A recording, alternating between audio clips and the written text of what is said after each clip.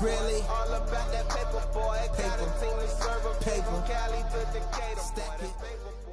When you guys got locked up, I was like, this is going to be great for your career. You did say that. You did say that.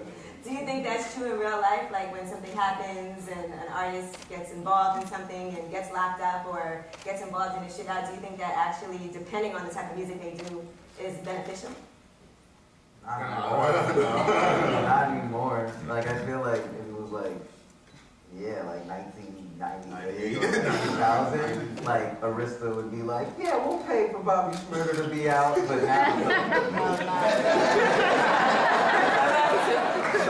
that's too expensive. Like, rather than making enough money for us to pay all of you out, right?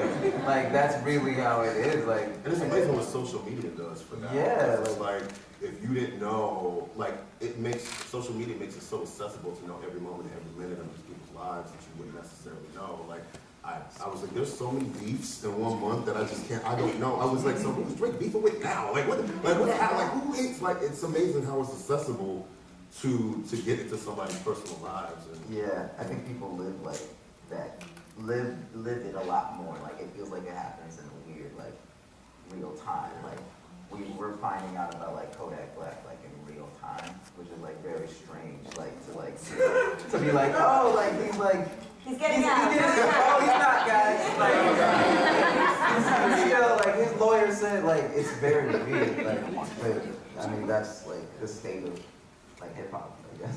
Is Paperboy based on anybody real? Did you take from different artists? We just wanted to, like, Steven, actually the dude who made the Paperboy beat is here, chemist over there, like. Very catchy.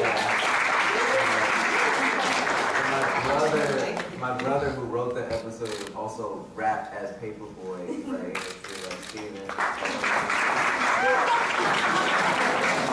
Steven's in the cut, low key. But he like, we just kind of me and Steven talked about like we wanted to base him off of just like what, like kind of like Atlanta like hood like icons were like to us when we were growing up, like people who we thought were just like cool but also looked like when like Gucci first came out and like I guess like also kind of crossed with like Dope Eaton's not from Atlanta, but like I just like that like polo fresh kind of look, which I was like, it just feels like the freshest nigga in like the country. Like I felt like that was like cool. Like I felt like I wanted him to be like a dude just like, yeah, like I have a really dope polo. Like, and then like I feel like throughout, like hopefully throughout the season, like you'll start to see like how it starts, like his fashion taste sort of changes like the more he gets around and like sees other stuff. But early, I was like, yeah, it should be like kind of like Young Jeezy, Gucci Mane, like early days. So does that mean we'll see some special guest appearances, being that it's Atlanta? Yeah, you get some. Like you get a couple. Like I didn't want to like we didn't want to bring a bunch of people in because like I felt like it might feel like Entourage, like in a bad way. Like I feel like Entourage is like fun, but like I didn't want it to feel like we were just like throwing people. But we definitely have like people in there. Migos are in like the 3rd episode. Now, would you bring Van around Paperboy into the concerts? Is that something that she needs to be around and see? They don't fuck with We don't fuck with each other. We didn't have a single. Not one scene together. Yeah. You guys have one. We've got one scene, but it's like we're not in the same. We're on the phone. We're not in the same. Which is crazy because I love, like, as soon as we met each other, we fell in love with each other. And so he was like, you know that you two don't fuck with each other, right? And I was like, ah, dang. So why is that? You know what? We don't really. I feel like it's also like earns like two worlds. Yeah. It's two sort of personalities, they just don't collide. But you know those cousins that is like, man, you have a baby by her, now she's gonna stick around, like stuck, like it's, you know, you have those people like, and he feels that he knows, earn better, and I don't know, like it's a weird kind of. Well, they both kind of feel like the other one ruined Ern's yeah, life. ruined Ern's life, right? Like the other, like, and like he's like, she's like, you'd be a good person if you weren't hanging around, like trying to like fuck everything and chill, like, and be like a 5th grader wanting to rap and hang out, and like he's like, he knew me from before, like I had a kid and stuff, so it was like I think both of them see each other as like he can grow up without this other person. So but she is kind of your savior. I mean, you would be homeless. Yeah. Like Definitely. Well, wait, he stays with me too now. So. That place is way nicer though. Yeah. Like Xbox and everything. It's like smoke there, man. All right, let's talk about the use of the N-word by white people, because that was also an issue. The funniest part was when we first shot that pilot, like standards and practices. Like standards and practices, was like you gotta bleep all the N-words, except for the one the white guy says, because it's part of the story. So like seeing it, it was like so great. We thought, I was like, that's almost so hilarious. We almost have to do that because that's fucking crazy. But like, I think the point, me and Hero always kind of talked about wanting to make a show that was punk. Like, I wanted to make a punk show.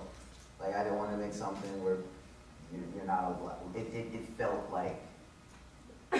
like you weren't really supposed to be seeing it on TV. Like, I felt like when I watched the Chappelle Show when I was a kid, like, I was like, oh, I'm not supposed to be watching it. Like, it felt bad.